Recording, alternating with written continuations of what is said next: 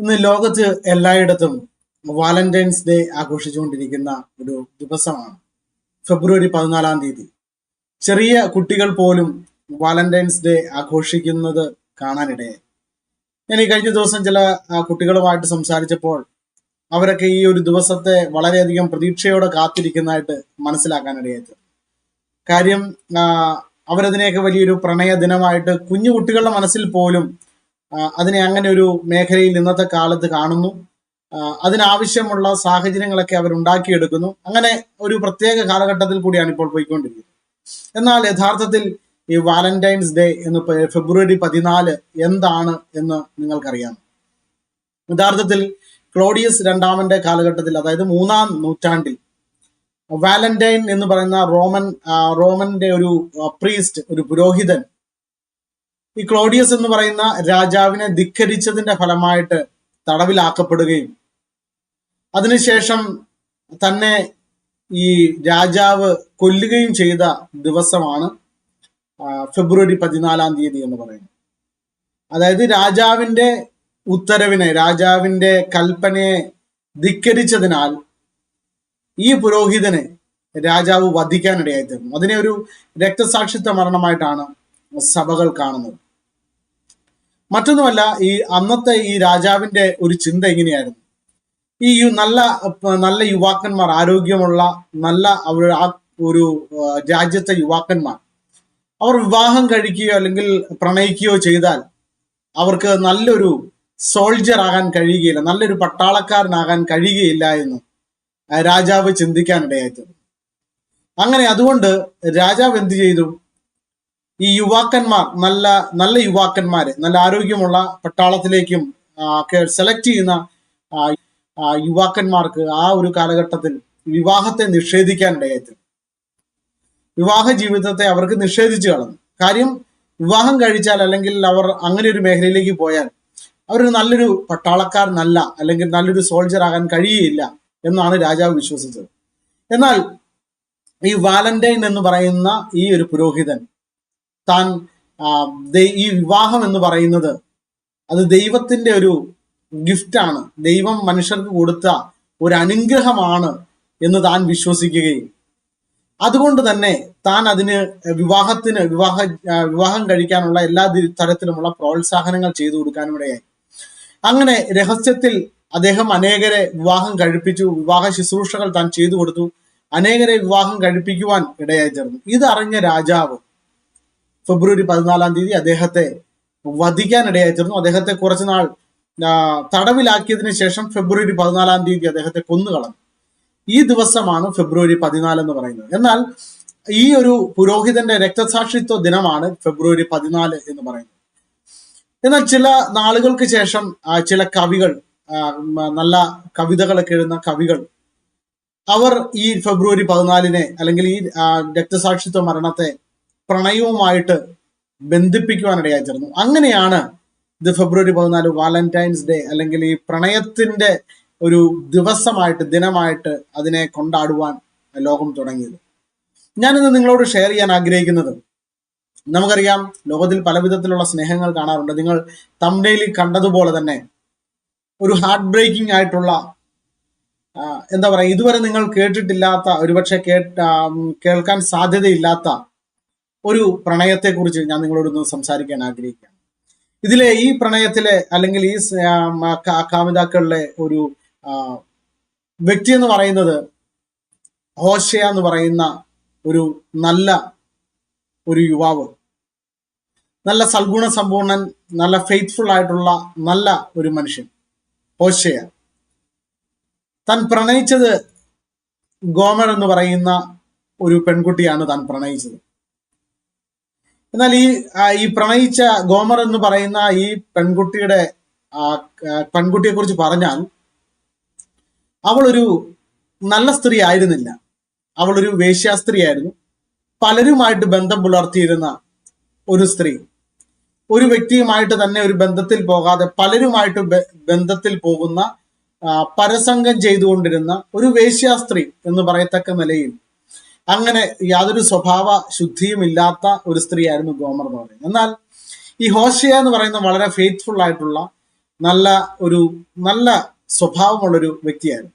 അദ്ദേഹം ഈ പെൺകുട്ടിയെ സ്നേഹിക്കുകയാണ്. അദ്ദേഹം ഈ പെൺകുട്ടിയെ സ്നേഹിച്ചു. തന്റെ ഭവനത്തിൽ തന്റെ കൂടെ ഈ പെൺകുട്ടിയെ താമസിപ്പിച്ചു.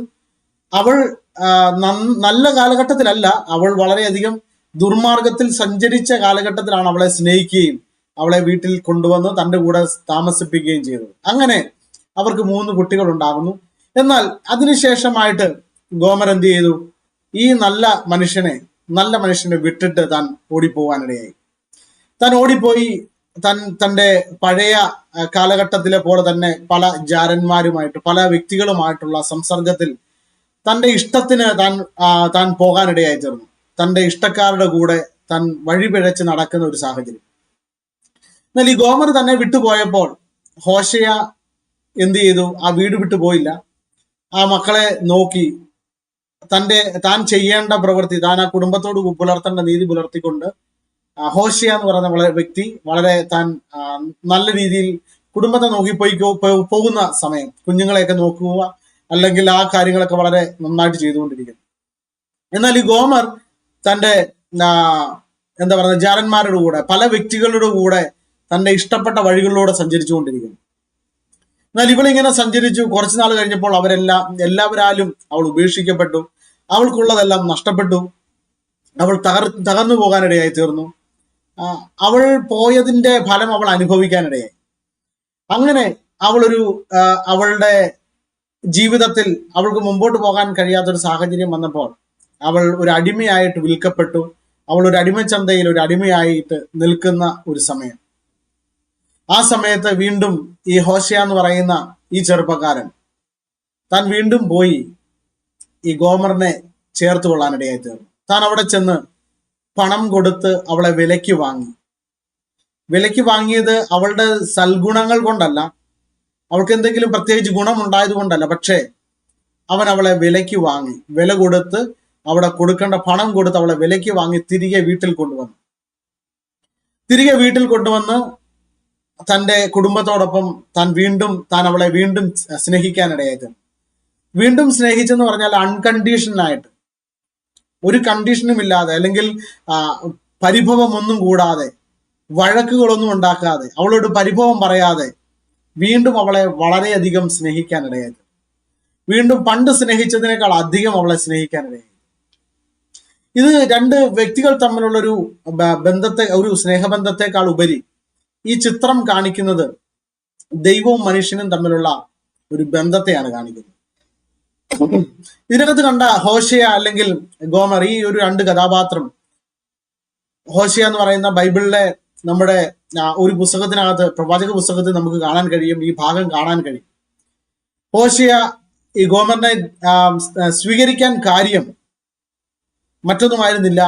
ദൈവം തന്നെ തന്നോട് പറഞ്ഞു, അവളെ സ്വീകരിക്കാൻ പറഞ്ഞു. നീ ഒരു വേശ്യാവൃത്തി ചെയ്യുന്ന സ്ത്രീയെ നീ വിവാഹം കഴിക്കാൻ പറഞ്ഞിട്ടാണ് പ്രവാചകൻ അത് അനുസരിക്കുന്നത്, അവളെ സ്നേഹിക്കുന്നത്, അവളെ കരുതുന്നത്, അവൾക്ക് വേണ്ട സകലതും ചെയ്തു കൊടുക്കുന്നത്. അതായത് യാതൊരു ഗുണവും ഇല്ലാതിരിക്കെ, അവളിൽ പ്രത്യേകിച്ച് യാതൊരു ഗുണവും ഇല്ലാതിരിക്കെ, അവൾ സകലതും എന്താ പറയുക, അവൾക്ക് നല്ലൊരു ജീവിതമോ നല്ല സ്വഭാവമോ ഇല്ലാതിരിക്കെ അവളെ സ്നേഹിക്കുന്നു. ഇത് തന്നെയാണ് നമ്മുടെ സ്വർഗീയ പിതാവ് ചെയ്തത്.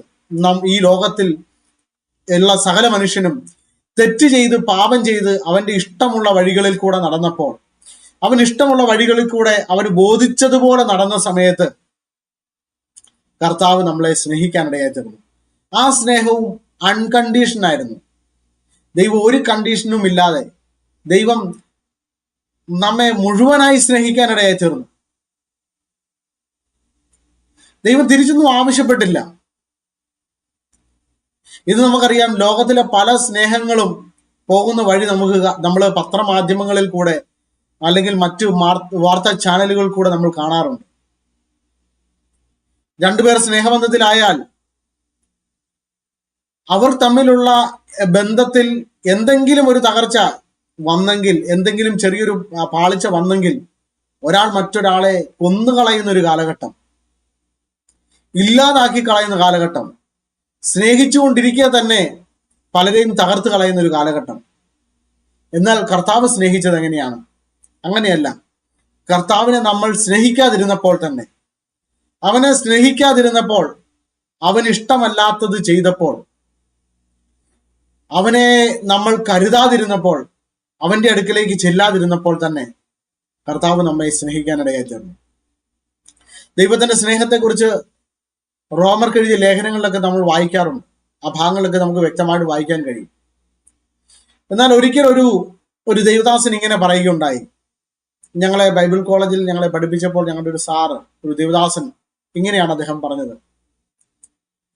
അറവുശാലയിൽ മൃഗങ്ങൾ നിൽക്കുന്നത് നമ്മൾ കണ്ടിട്ടുണ്ടല്ലോ. പല മൃഗങ്ങളെ അറവുശാലയിൽ കൊണ്ട് നിർത്തുന്നത് കണ്ടിട്ടുണ്ട്. ഈ ലോകമാകുന്ന അറവുശാലയിൽ പിശാച് പലതിനെയും അറുത്തു കൊല്ലുവാൻ, അതിനെ മുടിച്ചു കളയുവാൻ പദ്ധതിയിട്ട് അതിനെ കെട്ടിയിട്ടിരിക്കുമ്പോൾ അതിനെ ആ അറവുശാലയിൽ നിന്നും ആ മൃഗത്തെ വിലയ്ക്ക് വാങ്ങുന്നത് പോലെ ഈ ലോകമാകുന്ന അറവുശാലയിൽ നമ്മളും ഇതുപോലെ ബന്ധിക്കപ്പെട്ട, ആ മൃഗങ്ങളെ പോലെ ബന്ധിക്കപ്പെട്ട് കിടന്നവരായിരുന്നു. എന്നാൽ കർത്താവ് നമ്മെ തേടി വന്നു. ആ ബന്ധിക്കപ്പെട്ടവരെ അവൻ മോഹവില കൊടുത്ത് വിലയ്ക്ക് വാങ്ങി. ഗോമർ അടിമച്ചന്തയിൽ കിടന്നപ്പോൾ, താനായിരുന്നപ്പോൾ വീണ്ടും ഹോശയ ചെന്നിട്ട് തന്നെ വിലയ്ക്ക് വാങ്ങിയതുപോലെ, പ്രത്യേകിച്ച് ഗുണമൊന്നുമില്ലാതിരിക്കെ ദൈവത്തിന്റെ സ്നേഹം നിമിത്തം ദൈവം നമ്മെ തേടി വരാൻ ഇടയായി തീർന്നു. പ്രിയമുള്ളവരെ, ലോകത്ത് പല സ്നേഹങ്ങളും കാണും, പലതും വ്യാജമാണ്. എന്നാൽ ഇന്ന് ഞാൻ നിങ്ങൾക്ക് മുമ്പിൽ ഞാൻ പ്രസന്റ് ചെയ്യുന്നത് ഒരു യഥാർത്ഥ സ്നേഹത്തെയാണ്. നിങ്ങൾക്ക് ഇതിന്റെ ഡിസ്ക്രിപ്ഷൻ വായിച്ചു നോക്കിയാൽ നിങ്ങൾക്ക് കാണാൻ കഴിയും. അതിനകത്ത് ഞാൻ കുറച്ച് കാര്യങ്ങൾ എഴുതി വെച്ചിട്ടുണ്ട്. നിങ്ങളെ ഇതുപോലെ സ്നേഹിക്കുന്ന മറ്റൊരു സ്നേഹമില്ല. നിങ്ങളുടെ കുടുംബ ബന്ധങ്ങളിലായിക്കൊള്ളട്ടെ, നിങ്ങളുടെ ചർച്ചക്കാരിലോ അല്ലെങ്കിൽ നിങ്ങളുടെ സുഹൃത്തുക്കളിലോ ആർക്കും നിങ്ങളെ സ്നേഹിക്കാൻ കഴിയുന്നതിനേക്കാൾ അപ്പുറം നിങ്ങളെ ഇതുപോലെ സ്നേഹിച്ച മറ്റൊരു സ്നേഹം നിങ്ങൾക്ക് പറയാൻ കഴിയുകയില്ല. ഒരുപക്ഷെ നിങ്ങൾക്ക് പറയാൻ കഴിയുമായിരിക്കും, നിങ്ങളുടെ കൂട്ടുകാർ നിങ്ങളെ സ്നേഹിക്കുന്നുണ്ട്, സമൂഹം സ്നേഹിക്കുന്നുണ്ട്. ഒക്കെ ശരിയാണ്. നമ്മുടെ കൂട്ടുകാരും നമ്മുടെ സമൂഹത്തിലുള്ളവരും നമ്മുടെ ചുറ്റുമുള്ളവരൊക്കെ സ്നേഹിക്കാറുണ്ട്. പക്ഷേ കർത്താവായ യേശു നിങ്ങളെ സ്നേഹിച്ചതുപോലെ ലോകത്തിൽ ഒരു മനുഷ്യനും നിങ്ങളെ സ്നേഹിക്കാൻ കഴിയത്തില്ല. സ്നേഹിതന്മാർക്ക് വേണ്ടി ജീവനെ കൊടുക്കുന്നതിലും വലിയ സ്നേഹമില്ല എന്ന് ദൈവത്തിന്റെ വചനം പറയുന്നു. സ്നേഹിതന്മാർക്ക് വേണ്ടി ജീവനെ കൊടുക്കുന്നതിലും വലിയ സ്നേഹമില്ല. കാരണം നമുക്ക് വേണ്ടി ജീവനെ കൊടുത്തവനാണ് കർത്താവ്. നമുക്ക് വേണ്ടി അവന്റെ ജീവനെ തരുവാനിടയായി തീർന്നു.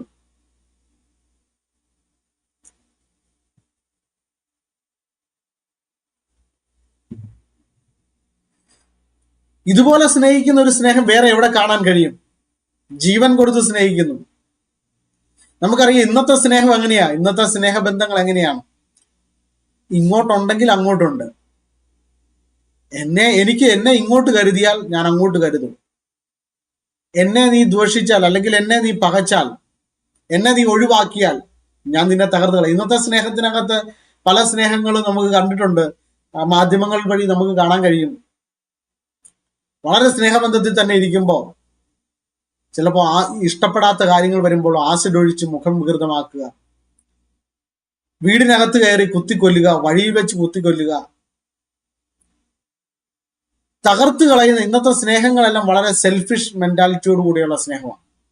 ശരിക്കും യഥാർത്ഥത്തിലുള്ള സ്നേഹം എന്ന് പറയുന്നത് ഒരു സാക്രിഫൈസ് ആണ്. അതാണ് യേശു കാണിച്ചത്. അതാണ് ഞാൻ പറഞ്ഞത്, ഇതുപോലൊരു സ്നേഹം ലോകത്തിൽ എവിടെയും മറ്റൊരിടത്തും നമുക്ക് കാണാൻ കഴിയത്തില്ല. യഥാർത്ഥ സ്നേഹം സാക്രിഫൈസ് ആണ്, ജീവനെ കൊടുക്കുകയാണ്. അതായത് നമ്മൾ അങ്ങോട്ട് ഒന്നും കൊടുക്കാതിരിക്കുമ്പോൾ തന്നെ സ്വന്തം ജീവനെ സാക്രിഫൈസ് ചെയ്യുന്നു. നമുക്ക് വേണ്ടി വെയിറ്റ് ചെയ്യുന്നു. നമ്മൾ കർത്താവിനെ ഇട്ടിട്ട് പോകുമ്പോൾ, കർത്താവിനെ വേണ്ടാന്ന് വെച്ചിട്ട് പോകുമ്പോൾ ഒരു പാട്ടുണ്ട്, ഇങ്ങനെ ആ പാട്ട് പറഞ്ഞ്, ഇത്രമേൽ എന്നെ സ്നേഹിച്ചു ഇതെത്രയും വിചിത്രമേ സുരക്ഷക, എത്ര ദൂരം നിന്നെ വിട്ടോടി ഞാൻ, അത്ര നേരം കാത്തു നിന്നെന്നെ നീ.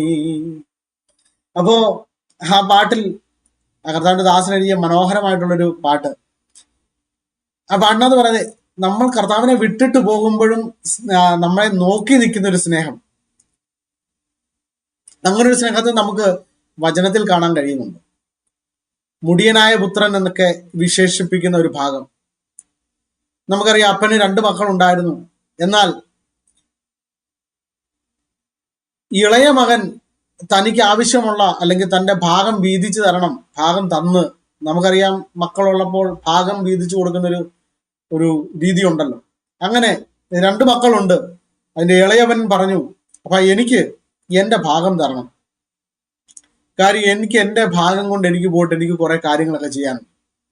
ഇങ്ങനെ പറഞ്ഞ് അപ്പൊ അപ്പം പറഞ്ഞു, എന്തിനാണ് ഇപ്പോൾ അതിന്റെ ആവശ്യമുണ്ടോ എന്നൊക്കെ ചോദിച്ചെങ്കിലും മകൻ നിർബന്ധിച്ച് അപ്പന്റെ നിന്ന് ഭാഗം മേടിച്ച്, വീടിന്റെയും സ്ഥലത്തിന്റെയും ഒക്കെ ഭാഗം മേടിച്ചുകൊണ്ട് പോകുന്നു.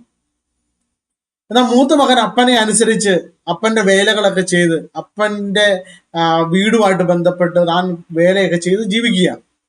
എന്നാൽ ഈ ഇളയ പുത്രൻ, നമ്മൾ വിശേഷിപ്പിക്കുന്ന മുടിയനായ പുത്രൻ, അല്ലെങ്കിൽ എല്ലാവരും പറയുന്ന മുടിയനായ പുത്രൻ, താൻ തന്റെ ഭാഗമെല്ലാം മേടിച്ചു കൊണ്ടുപോയി ആ ഒരു എന്താ പറയുക, അത് ആ പണമെല്ലാം ആയി പോയിട്ട് താൻ അതിനെ മുഴുവൻ തന്റെ ദുർനടപ്പിനാൽ ആ പണം മുഴുവൻ നഷ്ടപ്പെടുത്തി. തനിക്ക് കിട്ടിയ സമ്പത്ത്, തനിക്ക് കിട്ടിയ ഓഹരി മുഴുവൻ താൻ നഷ്ടപ്പെടുത്തി കളഞ്ഞു. തന്റെ കൂട്ടുകാരോടൊത്ത് ചിരിച്ച് കളിച്ച്, അല്ലെങ്കിൽ ഏതൊക്കെ തരത്തിൽ എൻജോയ് ചെയ്യാമോ ആ തരത്തിലൊക്കെ എൻജോയ് ചെയ്ത്, ഇന്ന് നമുക്കറിയാം, ഇന്ന് നമ്മൾ ലോകത്തിലേക്ക് പോയ മനുഷ്യരെല്ലാം എൻജോയ്മെന്റിലാണ്. എൻജോയ് ചെയ്യേണ്ടെന്നല്ല പറയുന്നത്, സന്തോഷിക്കണം. എന്നാലും നമ്മൾ ചിന്തിക്കുന്നതിനേക്കാൾ അപ്പുറമാണ് തലമുറകൾ പോയിക്കൊണ്ടിരിക്കുന്ന ഒരു സമയം. നമ്മൾ ചിന്തിക്കുന്നതിനേക്കാൾ അപ്പുറം പോകുന്ന ഒരു കാലഘട്ടമാണ്.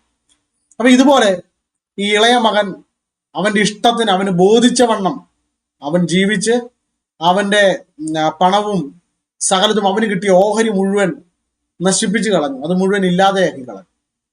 ഇല്ലാതെയാക്കി കളഞ്ഞിട്ട് തന്റെ ജീവിതത്തിൽ ഒന്നുമില്ലാത്തൊരവസ്ഥ വന്നപ്പോൾ തന്റെ കൂടെ ഉണ്ടായിരുന്നവരെല്ലാം തന്നെ വിട്ടുപോയി. തന്റെ സ്നേഹിതന്മാർ, അതുവരെ കൂടെ ഉണ്ടായിരുന്ന സ്നേഹിതന്മാർ, തന്റെ ബന്ധങ്ങൾ എല്ലാം തന്നെ ഒറ്റ നിമിഷം കൊണ്ട് വിട്ടാണ്.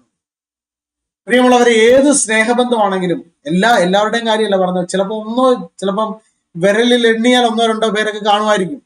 അത് 10,000-ങ്ങളിലും ലക്ഷങ്ങളിലും. അല്ലാത്ത നിങ്ങൾ ഏത് ബന്ധവും നിങ്ങൾ നോക്കിക്കോ, നിങ്ങളുടെ കയ്യിൽ ഒന്നുമില്ലാത്തൊരു കാലഘട്ടം വന്നാൽ പല ബന്ധങ്ങളും അവിടെ അവസാനിക്കും. നിങ്ങൾ വലിയൊരു കടക്കണിയിലായാൽ, എനിക്ക് തന്നെ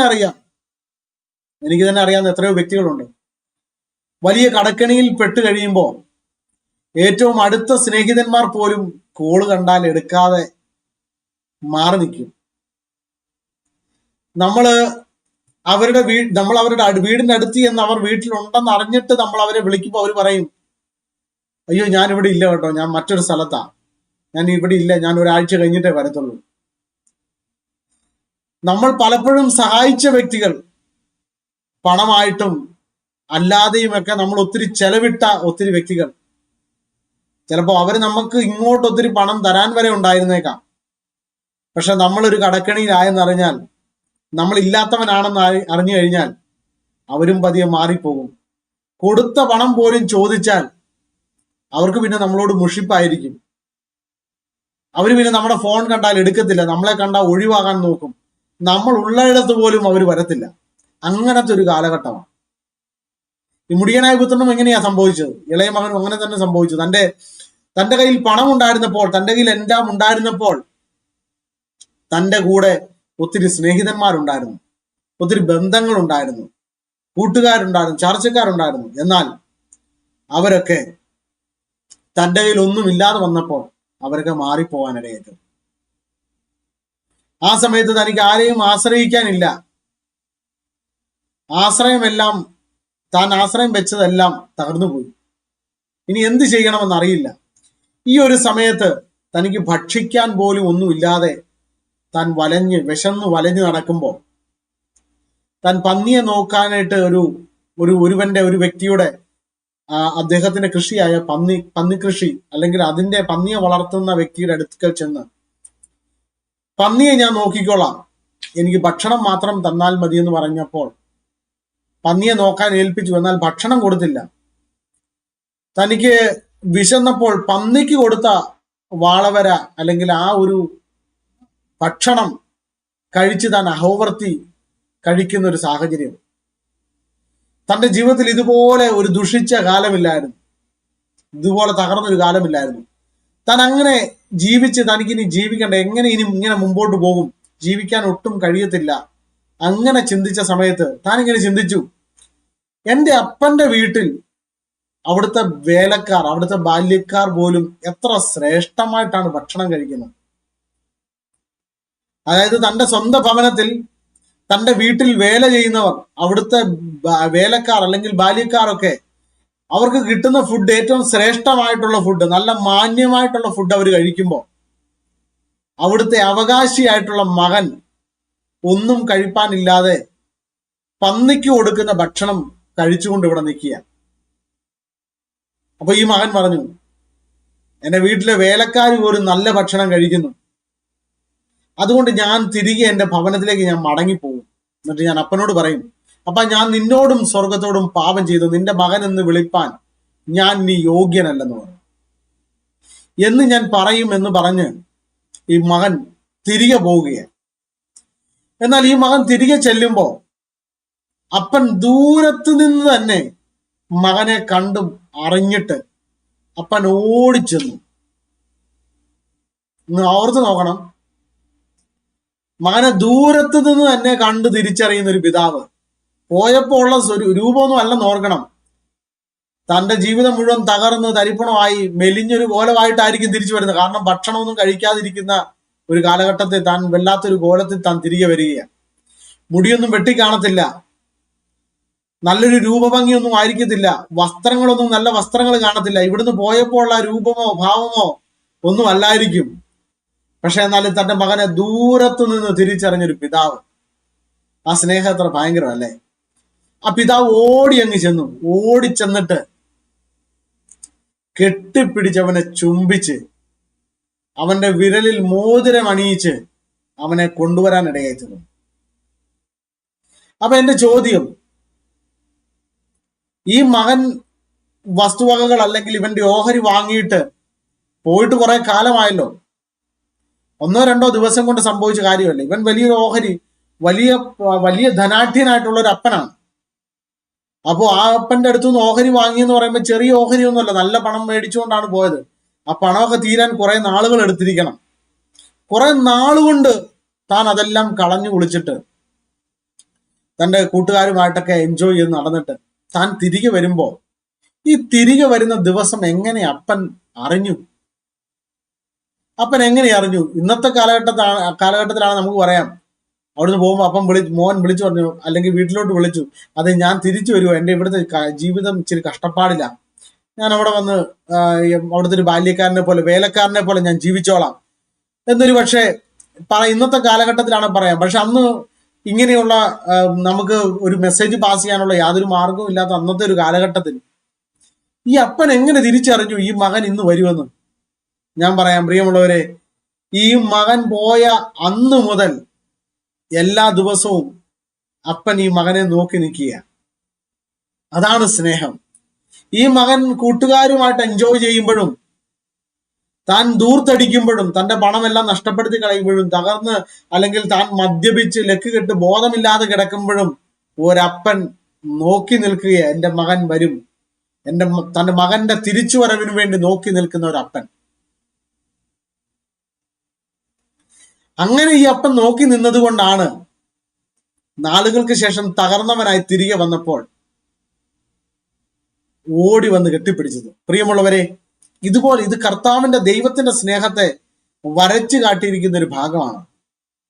ഇതുപോലെയാണ് നമ്മുടെ പിതാവായ ദൈവം. നമ്മൾ ദൈവത്തിൽ നിന്ന് അകന്നു പോകുമ്പോൾ കർത്താവ് എപ്പോഴും നമ്മെ നോക്കിയിരിക്കുക. അവൻ തിരികെ വരും, അവൻ മടങ്ങി വരും, അവൻ ആ പാപത്തിന്റെ പ്രവൃത്തിയിൽ നിന്ന് തിരികെ വരും, അപ്പന്റെ ഭവനത്തിലേക്ക് മടങ്ങി വരും. ഇന്ന് ഇത് കേട്ടുകൊണ്ടിരിക്കുമ്പോൾ ഞാൻ നിങ്ങളെ അപ്പന്റെ ഭവനത്തിലേക്ക് ഞാൻ തിരികെ വിളിക്കുകയാണ്.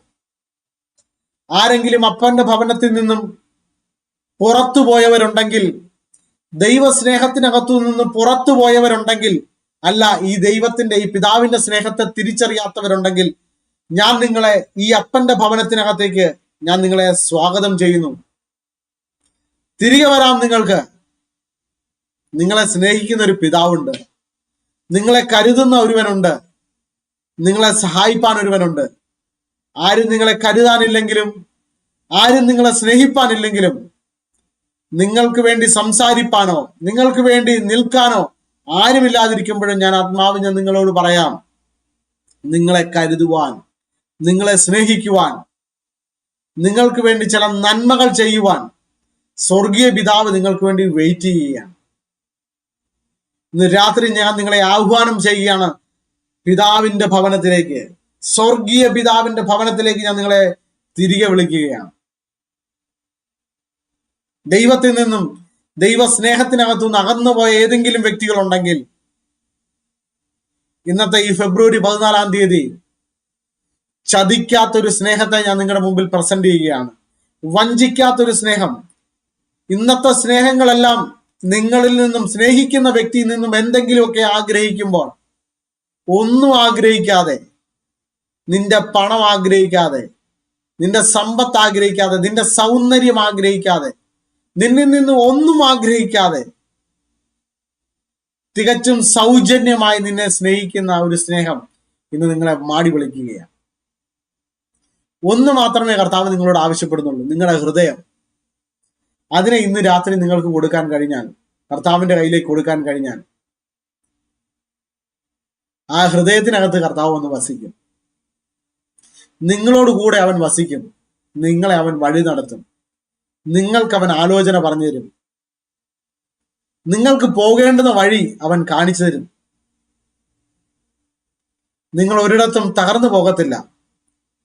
നിങ്ങൾക്ക് തീരുമാനമെടുക്കാൻ അറിയാത്ത സാഹചര്യം വരുമ്പോൾ അവൻ നിങ്ങളെ സഹായിക്കും. മറ്റൊരാളുടെ ചതിക്കുഴിയിൽ നീ പെട്ടുപോകത്തില്ല. മറ്റൊരാൾ ചതി ഒരുക്കുമ്പോൾ തന്നെ ഈ പിതാവ് നിനക്ക് വേണ്ടി അവിടെ ഇറങ്ങി വരാനിടയായിത്തീരും. പിതാവ് പറയും, അത് ചതിക്കുഴിയാണ്, നീ അതിനകത്ത് പോകരുത്. നിന്നെ വിലക്കുവാനിടയായിത്തീരും. ആ വഴിയിൽ നിന്ന് നിന്നെ മാറ്റി അനുഗ്രഹത്തിന്റെ മറ്റൊരു വഴിയിലേക്ക് പിതാവ് നിന്നെ റീഡയറക്ട് ചെയ്യാൻ ഇടയായിത്തീരും. ഇന്ന് രാത്രി ഞാൻ ആത്മാവിൽ ഞാൻ നിങ്ങളെ പ്രബോധിപ്പിക്കുകയാണ് ഈ ദിവ്യ സ്നേഹത്തിനകത്തേക്ക്. ഒന്നും ആഗ്രഹിക്കാതെ നിങ്ങളെ സ്നേഹിക്കുന്ന ഈ മഹാസ്നേഹത്തിലേക്ക് ഞാൻ നിങ്ങളെ മാടി വിളിക്കുകയാണ്. അതുകൊണ്ട് ഇന്ന് കേട്ടതുപോലെ വാലന്റൈൻസ് ഡേ എന്ന് പറയുന്ന ഒരു പുരോഹിതന്റെ രക്തസാക്ഷിത്വ മരണത്തിന്റെ ദിനമാണ്. എന്നാൽ ഇന്ന് അത് പ്രണയത്തിന്റെ ദിനമായിട്ട് ആചരിക്കുകയാണ്. എന്നാൽ യഥാർത്ഥ സ്നേഹം ഞാൻ ഇന്നിവിടെ നിങ്ങളോട് ഇതുവരെ പറഞ്ഞു കഴിഞ്ഞു. പിതാവിന്റെ സ്നേഹമാണ്. ആ സ്നേഹം ലോകത്തെ മുഴുവൻ സ്നേഹിച്ചു.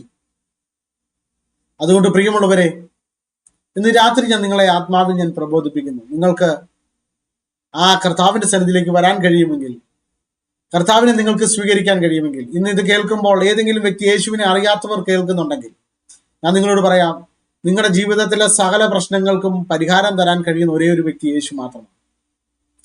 പ്രണയ നൈരാശ്യത്തിൽ ഇരിക്കുന്ന ആരെങ്കിലും ഉണ്ടെങ്കിൽ, പ്രണയം തകർന്ന് ജീവിതം അവസാനിപ്പിക്കണം എന്ന് ചിന്തിക്കുന്ന ഏതെങ്കിലും വ്യക്തി ഉണ്ടെങ്കിൽ, ഞാൻ പറയാം, നിങ്ങളുടെ ജീവിതം അവസാനിപ്പിക്കാൻ വരട്ടെ. നിങ്ങളെ സ്നേഹിക്കുന്ന ഒരുവനുണ്ട്. ഒരുപക്ഷെ ആരും നിങ്ങളെ സ്നേഹിക്കാൻ ഇല്ലായിരിക്കാം. നിങ്ങളുടെ പ്രശ്നം അതായിരിക്കാം. എന്നെ സ്നേഹിക്കാൻ ആരുമില്ല, എന്നെ കരുതാൻ ആരുമില്ല, എന്നെ എല്ലാവരും ഒഴിവാക്കുന്നു. ഒരുപക്ഷെ നിങ്ങൾക്ക് പഠിപ്പ് കാണത്തില്ല, വിദ്യാഭ്യാസം കാണത്തില്ല, വലിയ സൗന്ദര്യം കാണത്തില്ലായിരിക്കാം, നിങ്ങളെ പലരും ഒഴിവാക്കിയതായിരിക്കാം. എന്നാൽ ഞാൻ നിങ്ങളോട് പറയാം, നിങ്ങളെ കർത്താവിന് ആവശ്യമുണ്ട്. നിങ്ങളെ സ്നേഹിക്കുന്ന ഒരുവനുണ്ട്, അതാണ് യേശു. ഇന്ന് രാത്രി ആ യേശു നിങ്ങളെ സ്നേഹിക്കുന്നു. ആ യേശുവിന്റെ സ്നേഹത്തിലേക്ക് ഞാൻ നിങ്ങളെ വിളിക്കുകയാണ്. അതുകൊണ്ട് ഇന്ന് രാത്രി ഒരു തീരുമാനമെടുക്കാൻ കഴിയുമെങ്കിൽ, ആ കർത്താവിന്റെ സ്നേഹത്തിലേക്ക് വരാൻ നിങ്ങൾക്ക് കഴിയുമെങ്കിൽ, നിങ്ങളുടെ സകല പ്രശ്നങ്ങൾക്കും പരിഹാരം തരുവാൻ അവൻ ശക്തനാണ്. എന്റെ സാക്ഷ്യവും അതുപോലൊക്കെ തന്നെയാണ്. ഞാൻ ലോകത്തിന്റെ മോഹങ്ങളിൽ കൂടെ ഓടിയപ്പോൾ കർത്താവുമായിട്ട് യാതൊരു ബന്ധവുമില്ലാതെ ഇന്നിങ്ങനെ നിന്ന് നിങ്ങളുടെ മുമ്പിൽ ഒരു സാക്ഷ്യം പറയാനോ അല്ലെങ്കിൽ വചനം സംസാരിക്കാനോ യാതൊരു യോഗ്യതയുമുള്ള ഒരു വ്യക്തിയല്ല ഞാൻ. കാരണം എന്നെ കാണുന്ന ഒത്തിരി വ്യക്തികൾക്ക് അറിയാം. പക്ഷേ ലോകത്തിന്റെ മോഹങ്ങളിൽ കൂടെ ഓടിയ സമയത്ത് കർത്താവിന്റെ സ്നേഹം എന്നെ തേടി വരാൻ ഇടയായിത്തീർന്നു. എന്റെ ക്വാളിറ്റി നോക്കിയല്ല, എന്റെ ക്വാളിഫിക്കേഷൻ നോക്കിയിട്ടല്ല, എന്നിൽ ഒന്നുമില്ലാതിരിക്കെ, എന്നിൽ നല്ല ഗുണങ്ങൾ ഒന്നുമില്ലാതിരിക്കെ അവന്റെ സ്നേഹം എന്നെ തേടി വന്നു. ആ സ്നേഹം എന്നെ ചേർത്ത് പിടിക്കാൻ ഇടയായിത്തീർന്നു. ആ സ്നേഹം എന്നെ നല്ലൊരു വഴിയിലേക്ക് നടത്താൻ ഇടയായിത്തീർന്നു. അല്ലെങ്കിൽ ഞാൻ പണ്ടേ എൻ്റെ ജീവിതം അവസാനിപ്പിച്ച് കളഞ്ഞു. അതുകൊണ്ട് ഞാൻ വീണ്ടും പറയുന്നു, ഏതെങ്കിലും വ്യക്തികൾ ആത്മഹത്യയുടെ വക്കീലുണ്ടെങ്കിൽ ജീവിതം അവസാനിപ്പിക്കാൻ പറയട്ടെ. നിങ്ങളെ സ്നേഹിക്കുന്ന ഒരു കർത്താവുണ്ട്. ആ കർത്താവ് നിങ്ങളെ സ്നേഹിക്കുന്നു. ആ സ്നേഹത്തിലേക്ക് നിങ്ങളെ മാടി വിളിച്ചുകൊണ്ട് ഞാൻ എൻ്റെ വാക്കുകളെ ഇവിടെ അവസാനിപ്പിക്കുകയാണ്. ഒരിക്കൽ കൂടെ ആ പാട്ടൊന്ന് ഞാൻ പാടുവാൻ ആഗ്രഹിക്കുക. ഇത്രമേൽ എന്നെ സ്നേഹിച്ചുവോ, ഇതെത്രയും വിചിത്രമേശു രക്ഷക, എത്ര ദൂരം നിന്നെ വീട്ടോടി ഞാൻ, അത്ര നേരം കാത്തു നിന്നെന്നെ നീ, എത്ര ദൂരം നിന്നെ വീട്ടോടി ഞാൻ, അത്ര നേരം കാത്തു നിന്നെന്നെ നീ. കർത്താവ് നിങ്ങളെല്ലാവരെയും ധാരാളമായിട്ട് അനുഗ്രഹിക്കട്ടെ. അതുകൊണ്ട് ദൈവസ്നേഹത്തിലേക്ക് ഒരിക്കൽ കൂടെ നിങ്ങളെ ഞാൻ വിളിക്കുന്നു. ഒരു വാക്ക് ഞാൻ നിങ്ങൾക്ക് പ്രാർത്ഥിക്കാൻ ആഗ്രഹിക്കുക. ഞങ്ങളുടെ സ്വർഗീയ പിതാവേ, നല്ല സമയത്തിനായി സ്തോത്രം. ഇന്ന് ഈ ഫെബ്രുവരി 14-ാം തീയതി ഞാൻ ഈ ലൈവ് കേൾക്കുന്ന സകല വ്യക്തികളെയും യേശുവിൻ നാമത്തിൽ അനുഗ്രഹിച്ച് പ്രാർത്ഥിക്കുന്നു. ആ വ്യക്തികൾക്കും ജീവിതത്തിൽ വളരെ അനുഗ്രഹത്തിന് കാരണമായി തീരട്ടെ. അവരുടെ ജീവിതത്തിൽ ഇതുവരെ അനുഭവിക്കാത്ത സന്തോഷവും സമാധാനവും അനുഭവിപ്പാൻ കർത്താവെ നീ അവരെ സഹായിക്കുമാറാകണമെന്ന് പ്രാർത്ഥിക്കുകയാണ്. ദൈവിക നന്മകൾ, ദൈവിക അനുഗ്രഹങ്ങൾ അവർ പ്രാപിക്കട്ടെ. കർത്താവെ അവരുടെ ജീവിതത്തിനകത്തെ തകർച്ചകൾ മാറട്ടെ. കർത്താവ് ഈ മെസ്സേജ് കേട്ടുകൊണ്ടിരിക്കുമ്പോൾ ഏതെങ്കിലും വ്യക്തികൾ തകർന്നിരിപ്പുണ്ടെങ്കിൽ, ഏതെങ്കിലും വ്യക്തികൾ ഉടഞ്ഞിരിപ്പുണ്ടെങ്കിൽ, ആത്മഹത്യയുടെ വക്കിലുണ്ടെങ്കിൽ അവരെയൊക്കെ ഞങ്ങൾ ബ്ലസ് ചെയ്യുന്നു. അവരെ കർത്താവിന്റെ സ്നേഹം തൊടുന്നതിനായി സ്തോത്രം. അവരെ കർത്താവ് പ്രൊട്ടക്ട് ചെയ്യുന്നതിനായി സ്തോത്രം ചെയ്യുന്നു. ദൈവിക കരുതൽ സകല വ്യക്തികളുടെ മേലും ഉള്ളതിനായി നന്ദി പറയുക. ഞാൻ അവരെ ബ്ലസ് ചെയ്ത് പ്രാർത്ഥിക്കുന്നു. അവിടുത്തെ അത്ഭുതകരം തൊടുന്നതിന് നന്ദി പറയുന്നു, യേശുവിൻ നാമത്തിൽ തന്നെ.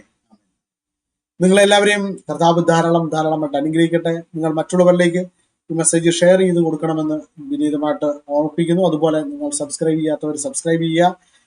കർത്താവ് നിങ്ങളെ എല്ലാവരെയും ധാരാളമായിട്ട് അനുഗ്രഹിക്കട്ടെ. God bless you. ആമേൻ.